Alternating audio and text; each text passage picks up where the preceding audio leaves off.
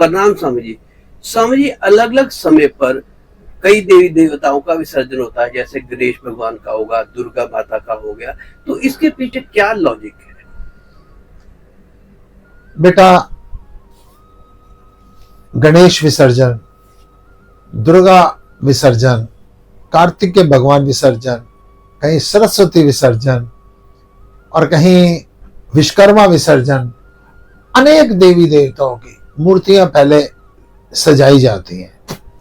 गणेश उत्सव को लीजिए, पहले गणपति महाराज को बड़ा सुंदर तरीके से घर पे लाया जाता है, पर्दा भी नहीं उनके ऊपर से हटाया जाता, और फिर श्रृंगार किया जाता है, भव्य सुंदर आसन लगाए जाते हैं, सुंदर सुंदर फूल पत्तियों के साथ उनको सजाया जाता है।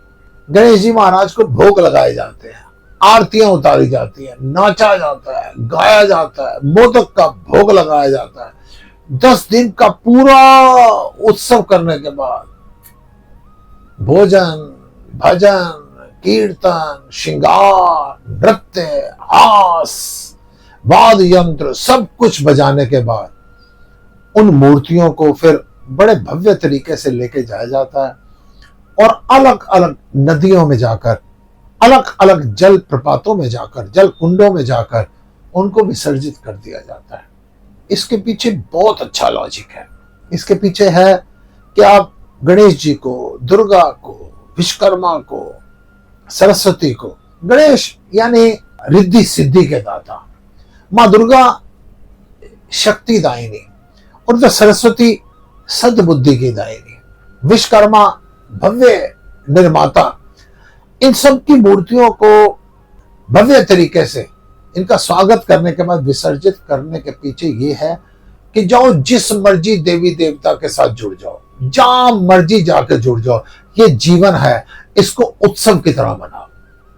जितना उत्सव अपने जीवन में कर सकते हो करो, और आखिर इनसे कोई ना कोई शिक्षा लो। गणेश जी से अगर कोई शिक्षा ले सकते हो ना, उनकी आंखें सूक्ष्मदर्शी, दूरदृष्टि का ज्ञान दे रही है, उनके बड़े कान सत्संग सुनने का ज्ञान दे रहे हैं, उनका बड़ा पेट बात को हजम कर जा ज्ञान दे रहे हैं, उनके हाथ में अंकुश है, वो बुद्धि पर अंकुश का ज्ञान दे रहे हैं, उनके पास मोदक, चूहा वाहन उनका वो ज्ञान दे रहा है। आदमी का ध्यान मोदक की तरफ, विषय विकारों की तरफ, भोग की तरफ लगा हुआ है, और धीरे धीरे चूहा, मूषक वो एक एक श्वास को कुतर के आपके जीवन को समाप्त कर रहा है। इनसे विभिन्न प्रकार के ज्ञान ले, जीवन को उत्सव की तरह मना, फिर गणेश जी को भी विसर्जित कर दे। किसी भी देवी देवता में अपने मन को लगा, उनसे शिक्षा ले, उनसे दीक्षा ले, उनसे ज्ञान ले, पूरा जीवन को उत्सव की तरह मनाने के बाद सब कुछ विसर्जित कर दे। तू अकेला है, अहम ब्रह्मास्मि। अगर उस ज्ञान को तूने अपने अंदर नहीं सहेजा, अपने अंदर नहीं उतारा, जितना मर्जी गणेश जी के आगे तू नृत्य कर ले, तो तेरा सारे का सारा उत्सव बेकार है। उस उत्सव को अपने अंदर प्रवेश करवा और सब कुछ विसर्जित कर दे।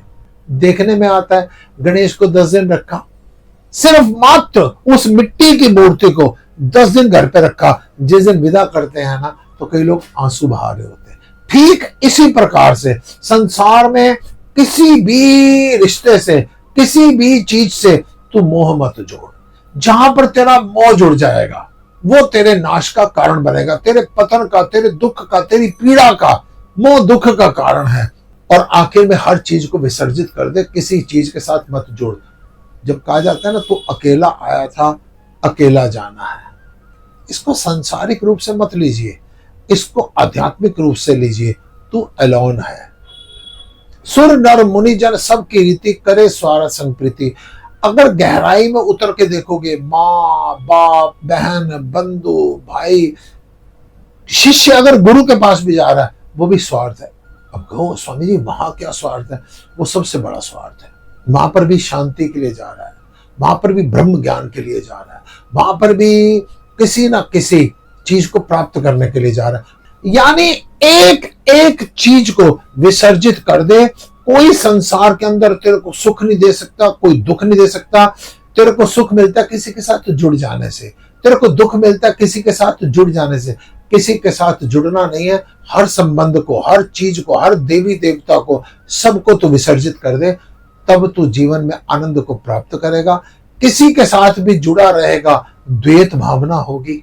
द्वैत कभी भी आपको आनंद नहीं दे सकता है, खुशी दे सकता है, प्रसन्नता दे सकता है। उत्सव मनाते हुए अपने भीतर रह और सब कुछ विसर्जित कर दे। तूने अकेला जाना है, बिल्कुल उस समय ये सारी मृत्यु की तैयारी है। सब विसर्जित जीते जी कर दे और तू अकेला जाने की तैयारी कर ले। ओम नमः